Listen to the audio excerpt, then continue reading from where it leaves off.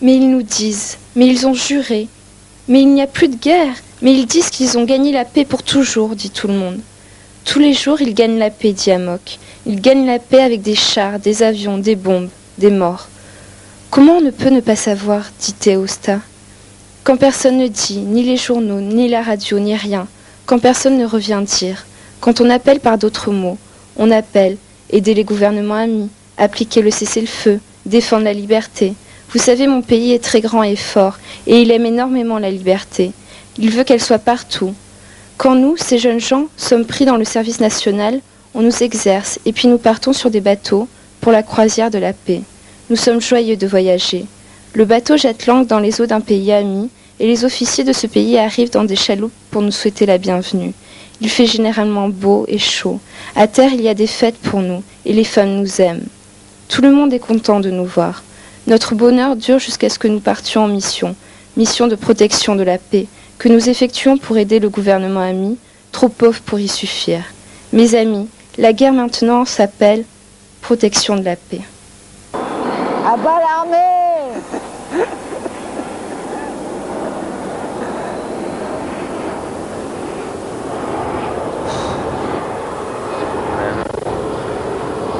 On a fait un essai sur un texte assez court.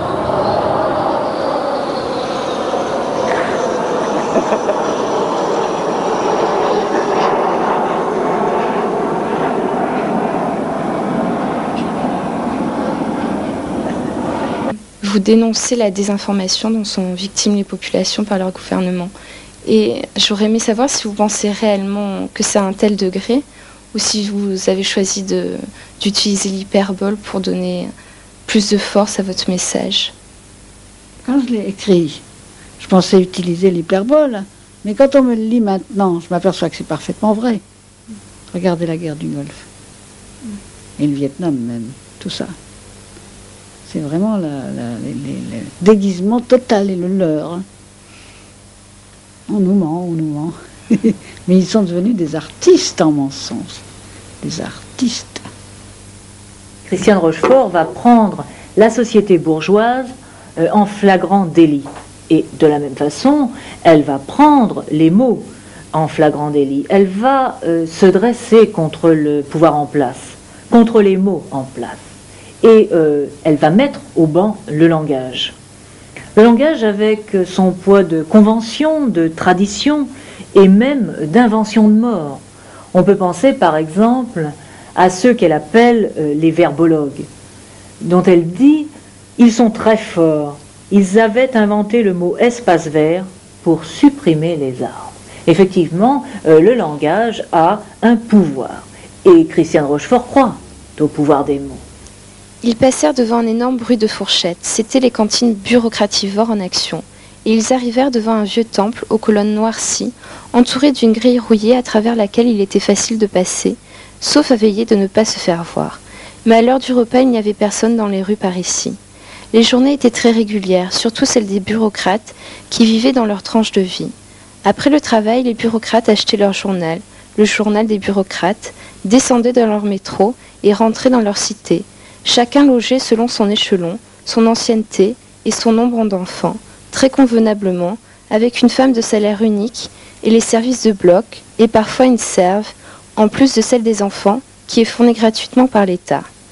Pas à se plaindre. Les bureaucrates du reste ne se plaignaient jamais. Ils avaient, il est vrai, de nombreuses satisfactions morales dans l'exercice de leur mission et dans l'exaltante pensée qu'ils étaient au service d'un État fort. Donc dans ce passage, vous faites une satire assez virulente sur les bureaucrates. Est-ce que vous les trouvez vraiment si ennuyeux que ça Absolument. J'ai travaillé avec eux d'ailleurs, j'ai travaillé parmi eux. C'est épouvantable. Hein. Et ils ne se plaignent pas. Le pire, c'est qu'ils ne se plaignent pas. J'ai dit le deuxième ou troisième jour que j'étais là-dedans, on tapait à la machine comme une, je sais pas quoi, automate. J'ai dit, mais comment vous pouvez supporter ça? Et ils ont été étonnés, eux, ils supportaient ça très bien. Mais ils m'ont dit, mais ça marche très bien, c'est bien, c'est... On ne sait pas pourquoi vous êtes vraiment difficile. Puis ils m'ont détesté. Alors moi aussi, bien sûr.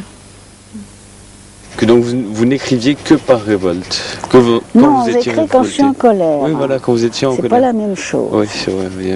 Tout à fait. Hein. La rogne, ça me fait écrire. Ouais. Mais que la rogne? Il n'y a pas autre chose qui vous fait écrire? Je suppose que l'inverse de la rogne, qui doit être l'amour, je suppose, Ouais. me fait écrire aussi.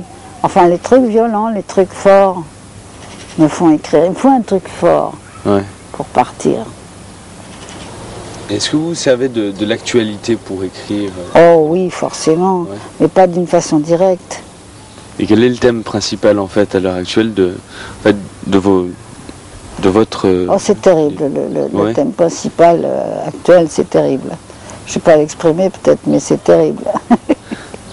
C'est moche et c'est moche.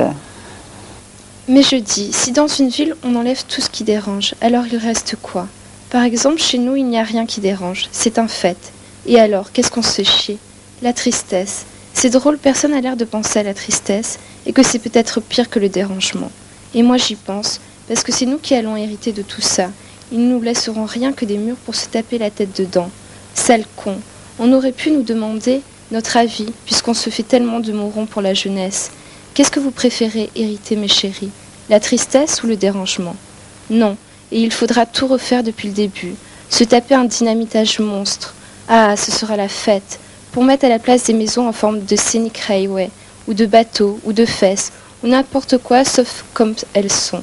Avec des chambres en bas, toujours ouvertes et pleines de lits, pour les types qui n'ont pas dormi, et des rues illuminées sur quelque chose, avec des marchands d'oranges qui sentent, de melons qui sentent, de fraises qui rougeoient, de potirons qui jaunoient, et de camemberts qui puent, et d'oignons qui font pleurer.